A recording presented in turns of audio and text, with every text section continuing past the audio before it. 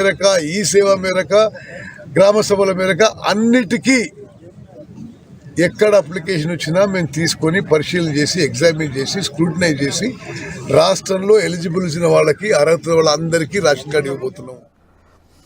Right, ration కార్డులు ఇందిరా మహిళల కోసం మళ్ళీ మరొక అవకాశం కల్పిస్తుంది తెలంగాణ ప్రభుత్వం. ఇవాటి నుంచి మరోసారి దరఖాస్తుల స్వీకరణ ఉండబోతుంది. జాబితాలో పేర్లు రాని వాళ్ళు ప్రజావాణి గ్రామ సభల్లో దరఖాస్తులు చేసుకోవాలని ప్రభుత్వం సూచిస్తుంది. కొత్త కార్డులతో పాటు కార్డులో మార్పులు చేర్పుల కోసం కూడా దరఖాస్తులు స్వీకరించబోతున్నారు. ముఖ్యంగా కుటుంబాలు వేరుపడుతుంటాయి. ఆ వేరుపడుతున్న కుటుంబాలకు కొత్త రేషన్ కార్డులు ఇవ్వడము, కుటుంబ పెద్దతో పాటు ఇతర కుటుంబ సభ్యుల వివరాలు చేర్చుకునేందుకు, అలాగే వారి ఆధార్ కార్డుల వివరాలు, కులం, మొబైల్ నంబర్, అడ్రస్ ఇవన్నీ కూడా అప్డేట్ చేసుకోవడానికి అధికారులు అయితే మరొకసారి అవకాశం కల్పిస్తున్నారు. ఆదేశాలు జారీ చేశారు.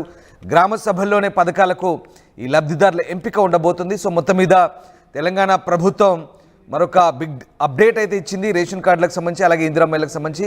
మీకు తెలిసిందే ఇప్పటికే రేషన్ కార్డులు 26 నుంచి కొత్త రేషన్ కార్డు ఇవ్వాలని ప్రభుత్వం నిర్ణయించింది. అలాగే ఇందిరా మహిళలకు సంబంధించి కూడా కసరత్తు జరుగుతుంది. సో ఒక కీలకమైన అప్డేట్ అనుకోవచ్చు. రైట్, మా కొలీగ్ మధు జాయిన్ అవుతున్నారు. మధు, రేషన్ కార్డులు అలాగే ఇందిరా మహిళలకు సంబంధించి మళ్ళీ దరఖాస్తు చేసుకోవాలంటూ ప్రభుత్వం చెప్తోంది. నిజంగా ఇది ఒక బిగ్ అప్డేటే తెలంగాణ రాష్ట్రంలో లబ్ధిదారులు ఎవరైతే ఉన్నారో. సో ఏ రకంగా ఇవాళ మళ్ళీ ఈ దరఖాస్తులకు సంబంధించి గైడ్లైన్స్ రిలీజ్ చేశారు.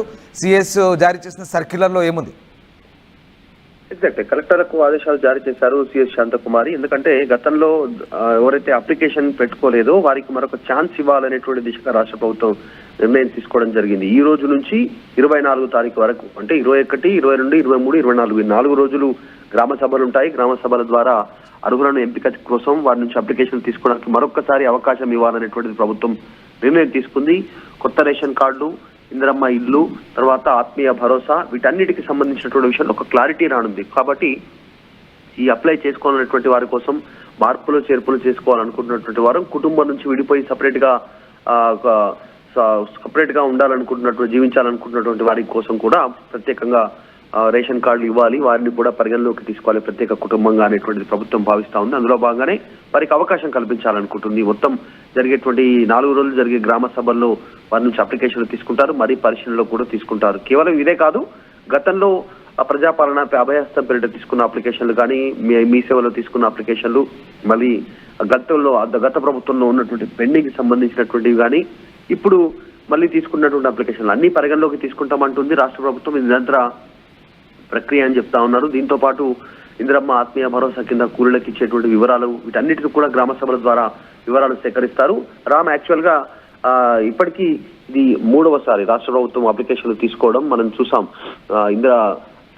ప్రజాపాలన పేరిట అభయస్థం పేరిట తీసుకున్నటువంటి అప్లికేషన్లు మీ సేవలో అప్లై చేసుకోమని చెప్పినటువంటి విషయం మళ్ళీ మొన్న రీసెంట్ గా యాప్ ద్వారా సేకరిస్తామనేటువంటి చెప్పారు. మళ్ళీ ఇప్పుడు ఇది 4వసారి తీసుకుంటున్నారు రాష్ట్రంలో అప్లికేషన్లు. ఎందుకంటే ప్రజల నుంచి వస్తున్నటువంటి వినతులు కావచ్చు, ఆందోళన కావచ్చు, ప్రతిపక్షాలు చేస్తున్నటువంటి విమర్శలు కావచ్చు, వీటిని దృష్టిలో పెట్టుకొని, వచ్చేటువంటి స్థానిక సంస్థల ఎన్నికలను దృష్టిలో పెట్టుకొని ఇంకా నిరంతర ప్రక్రియ ఏంటి, ఇప్పటికే 1 year కంప్లీట్ చేసుకుంది కాంగ్రెస్ అధికారంలోకి వచ్చి, ఇప్పటికే ఇవ్వాల్సింది ఇంకా నిరంతర ప్రక్రియ అంటున్నారు. ఇందిరమ్మ ఇళ్ల విషయంలో కానీ, అభ్యర్థుల ఎంపిక కానీ, తర్వాత రేషన్ కార్డు కానీ. ఆల్రెడీ 1 year అయిపోయిన తర్వాత ఇంకా రేషన్ కార్డు ఇవ్వకుండా నిరంతర ప్రక్రియ చెప్పడం ఎంతవరకు ప్రజలను మోసగించడం అనేటువంటిది ప్రతిపక్షాలు చెప్తా ఉన్నాయి. సో దాన్ని దృష్టిలో పెట్టుకొని మళ్ళీ అప్లికేషన్లు తీసుకుంటున్నారు, వీరందరికీ అర్హులుగా చేర్చాలంటూ.